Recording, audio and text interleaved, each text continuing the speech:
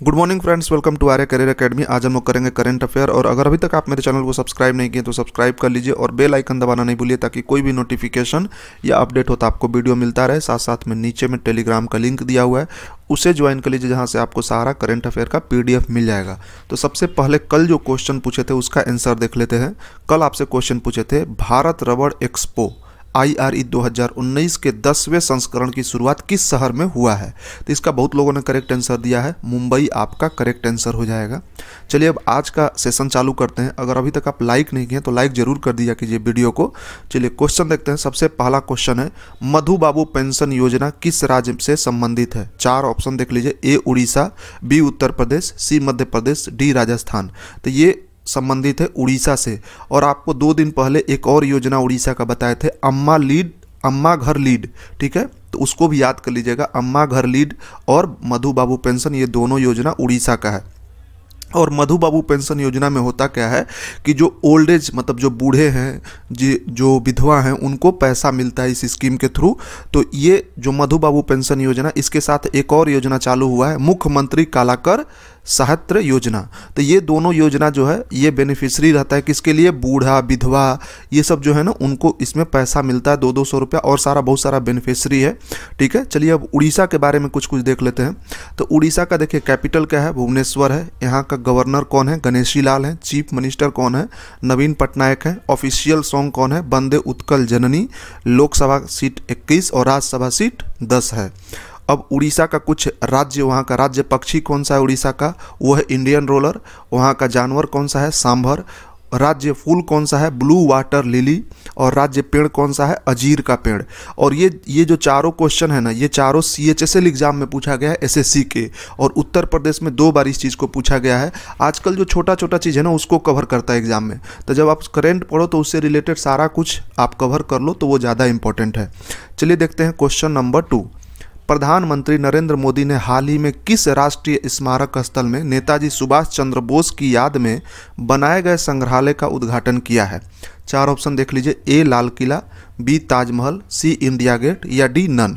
तो इसका जो करेक्ट आंसर हो जाएगा वो हो जाएगा A लाल किला। लाल किला है कहाँ पर, आपको लाल किला दिल्ली में है। और ताजमहल कहाँ है, आगरा में। इंडिया गेट कहाँ है, न्यू दिल्ली में ही है। चलिए देखते हैं, लाल किला के बारे में कुछ देख लीजिए। ही लाल किला, यहाँ पर झंडा फहराया जाता है 15 अगस्त और 26 जनवरी को। ठीक है, अब देखिए लाल किला के बारे में देख लीजिए। इसका हाइट जो है 1833 मीटर है, ये कोई दिक्कत नहीं है, 18 से हाइट नहीं पूछा जाता है। मगर ये बना कब था ये पूछ लिया गया है 2 बार एग्जाम में उत्तर प्रदेश के। तो ये बना है 12 मई 1639 से लेकर 6 अप्रैल 1648। मतलब टोटल 8 साल 10 महीना 25 दिन लगा इसको बनाने में। और ये जो इसके बाद जो है ना, ये तो बहुत इंपॉर्टेंट है, ये आपको ऑलमोस्ट सारे एग्जाम में पूछा गया है कि लाल किला का आर्किटेक्चर कौन था, बनाया कौन था। वो थे उस्ताद अहमद लाहौरी। इसको याद रखिएगा कि ये बनाया कौन था, आर्किटेक्चर कौन था, उस्ताद अहमद लाहौरी। और ये यूनेस्को वर्ल्ड हेरिटेज साइट में 2007 में शामिल किया गया है। चलिए नेक्स्ट क्वेश्चन की तरफ बढ़ते हैं। Question number 3। Second world integrated medicine forum 23 जनवरी से 25 जनवरी तक 2019 का आयोजन किस देश में किया जाएगा, मतलब हो गया है। 4 ऑप्शन देख लीजिए, A भारत, B रूस, C नेपाल या D पाकिस्तान। तो ये हुआ है भारत में। ठीक है, ये भारत में हुआ है। और ये अगर ऑप्शन में ना दिया हो इंडिया तो ये भी हो सकता है कि किस राज्य में हुआ है। तो इसका आंसर हो जाएगा गोवा। ये गोवा में हुआ है। Second world integrated medicine forum जो है आज ही से चालू हुआ है, 23 जनवरी से लेकर 25 जनवरी तक ये गोवा में चालू रहेगा। तो ये याद रखिएगा, एग्जाम पॉइंट ऑफ व्यू से इंपॉर्टेंट है। अगर कंट्री पूछा तो भारत और राज्य पूछ दिया तो गोवा आपका करेक्ट आंसर हो जाएगा। चलिए क्वेश्चन नंबर 4 देखते हैं। आंध्र प्रदेश के समान वर्ग के आर्थिक रूप से पिछड़े तबके के लिए दिए गए 10% के आरक्षण में से कितने प्रतिशत राज्य के कापू जाति के लोगों के लिए जाएगा। मतलब देखिए, जो 10% गवर्नमेंट आरक्षण दिया है, तब आंध्र प्रदेश के जो चीफ मिनिस्टर हैं उन्होंने बोले हैं कि 10% में से कापू जाति को कितना % आरक्षण दिया जाएगा। ऑप्शन देख लीजिए, A 5%, B 9%, C 7%, D 4%। Correct answer हो जाएगा 5%। मतलब कि जो सामान्य वर्ग में कापू जाति है उसको 5% मिलेगा और बाकी जितने हैं उनको 5% मिलेगा। तो ये हो गया आपको करेक्ट आंसर A। क्वेश्चन 5 देख लीजिए, किस भारतीय विकेट कीपर बल्लेबाज को आईसीसी के पुरुष imaging player of the year 2018 चुना गया है? 4 ऑप्शन देख लीजिए, ए है पंत साहब है, ठीक है, बी है महेंद्र सिंह धोनी, सी है दिनेश कार्तिक या डी है नमन ओझा। तो ये कौन है? ऋषभ पंत जो होगा करेक्ट आंसर हो जाएगा, ए आपका करेक्ट आंसर हो गया। चलिए क्वेश्चन नंबर 6 की तरफ बढ़ते हैं। किस राज्य सरकार ने हाल ही में स्टार्टअप एंड इनोवेशन पॉलिसी 2018 से 23 का अनावरण किया है?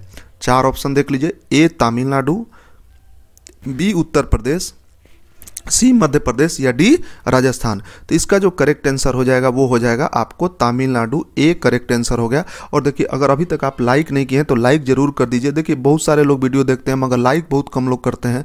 उससे क्या होता है ना, अगर आप लाइक करोगे, ज़्यादा से ज़्यादा लाइक करोगे तो ज़्यादा से ज़्यादा उस लोगों तक पहुंच पाएगा वीडियो का। अगर आप वीडियो देख लेते हो तो ठीक है, देख लिए, मगर लाइक जरूर कर लीजिए उसको, ताकि दूसरे को भी हेल्प मिल सके और हम लोग भी प्रेरित होकर और अच्छा आपको वीडियो प्रोवाइड करा सकें। चलिए क्वेश्चन नंबर 7 देखते हैं। वुड मैगजी के रिपोर्ट के मुताबिक कच्चे तेल का वर्ष 2019 में चीन को पछाड़कर दुनिया का दूसरा सबसे बड़ा तेल उत्पादक देश बन सकता है? 4 देख लीजिए, ए ऑप्शन, 4 ऑप्शन में से ए भारत, बी रूस, सी नेपाल या डी पाकिस्तान। तो इसका करेक्ट आंसर हो जाएगा ए भारत। अपना भारत 2019 तक चीन को पछाड़ के दूसरा सबसे बड़ा तेल उत्पादक देश बन सकता है। ठीक है, चलिए क्वेश्चन नंबर 8 देखते हैं। यूनेस्को द्वारा निम्नलिखित में से किस शहर को वर्ष 2020 के लिए विश्व की पहली आर्किटेक्चर राजधानी घोषित किया गया है? ये क्वेश्चन हम पहले भी आपको बताए थे, रेगुलर पेपर में आ रहा है, लगातार 3 दिन से न्यूज़ में बना हुआ है। 4 ऑप्शन देख लीजिए, ए बार्सिलोना, बी है Rio de Janeiro, C New York या डी मॉस्को। तो इसका जो करेक्ट आंसर हो जाएगा रियो डी जेनेरियो, बी आपका करेक्ट आंसर हो गया इसका। ये क्वेश्चन नंबर 9 देखते हैं। क्वेश्चन नंबर 9 है, फ्रांस और किस देश ने एक नई मैत्री संधि आहेन पर हस्ताक्षर कर दिए हैं?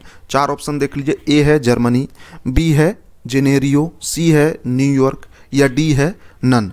तो इसमें जो करेक्ट आंसर हो जाएगा वो हो जाएगा जर्मनी, ए आपका करेक्ट आंसर हो गया। अब चलिए थोड़ा मैप में देख लीजिए, देखिए ये फ्रांस है और ये जर्मनी है, देख रहे दोनों एक दूसरे के सटा हुआ देश है, बाउंड्री लगता है एक दोनों का। अब चलिए फ्रांस के बारे में कुछ देख लेते हैं। फ्रांस का कैपिटल कहाँ पर है? पेरिस में है। यहाँ का प्रेसिडेंट इमैनुअल मैक्रोन है। प्रधानमंत्री कौन है? एडवर्ड फिलिप है। करेंसी यूरो या सीपीएफ फ्रैंक है।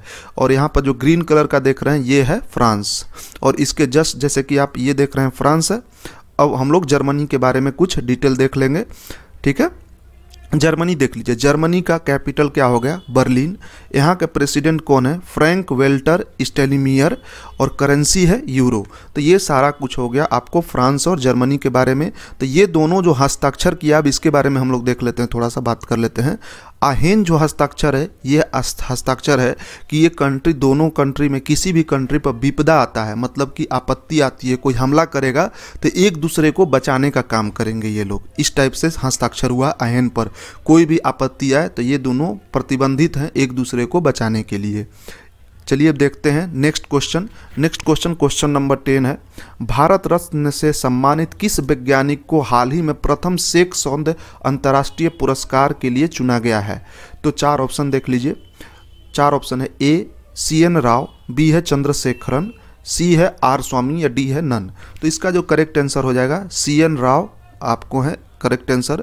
इनको भारत रत्न मिला था, और भारत रत्न मिला था जब इनको, तो इनके साथ एक और व्यक्ति को भारत रत्न मिला था। दोनों सचिन तेंदुलकर और CN राव दोनों को एक ही साथ भारत रत्न दिया गया था। इनको साइंस के लिए दिया गया था और सचिन तेंदुलकर को क्रिकेट स्पोर्ट्स के लिए दिया गया था। तो आपको याद ही होगा। अब इनको एक और पुरस्कार मिला है, कौन सा? शेख सौंद अंतर्राष्ट्रीय पुरस्कार, UAE देता है ये पुरस्कार को, ये भी याद रखिएगा। यूनाइटेड स्टेट्स ऑफ अरब जो है, इस वहाँ का सबसे ऊंचा मतलब कि पुरस्कार यही है जो जिसे सम्मानित किया गया है CN राव को। चलिए क्वेश्चन नंबर 11 देख लेते हैं। UNCCD कॉन्फ्रेंस ऑफ पार्टीज के 14वें सत्र का आयोजन निम्नलिखित में से किस देश में किया जाएगा? 4 ऑप्शन देख लीजिए, ए रूस, बी नेपाल, सी पाकिस्तान या डी भारत। तो इसका जो करेक्ट आंसर हो जाएगा डी भारत। चलिए क्वेश्चन नंबर 12 देख लेते हैं। क्वेश्चन नंबर 12 है, रेटिंग एजेंसी क्रिशल की रिपोर्ट के मुताबिक कौन सा राज्य 11.3% की दर के साथ वित्त वर्ष 2017-18 में राज्यों के विकास दर के मामले में टॉप पर रहा है? 4 option, A Bihar, B Uttar Pradesh, C both A and B, या डी नन। तो इसमें से करेक्ट हो जाएगा बिहार जो है ये टॉप पर रहा है ग्रोथ रेट में, 11.3 के ग्रोथ रेट से ये बढ़ रहा है। ठीक है, तो ए आपका करेक्ट आंसर हो जाएगा। पहले इसका 10% ग्रोथ रेट था 2016-17 में, उसके बाद बढ़ गया है 11.3% हो चुका है। तो जो 10% वाला था इस बार बीपीएससी के क्वेश्चन में भी आया था, तो इसलिए याद है हमको। और 2017-18 में 11.3% आपका ग्रोथ रेट है, इसका टॉप पर अभी। चलिए अब क्वेश्चन ऑफ द डे देख लेते हैं। उससे पहले आप लाइक बटन को दबाना नहीं भूलिए। ठीक है, लाइक बटन को जरूर दबा दीजिए। चलिए देखते हैं क्वेश्चन जो आप लोग को कल आंसर देना है, इसका आंसर जरूर दीजिएगा आप लोग कमेंट सेशन में। क्वेश्चन है, प्रवासी भारतीय दिवस इस बार निम्न में से किस शहर में 21 से 23 जनवरी तक आयोजित किया जाएगा? 4 ऑप्शन, ए बनारसी, बी दिल्ली, सी जयपुर, डी पटना।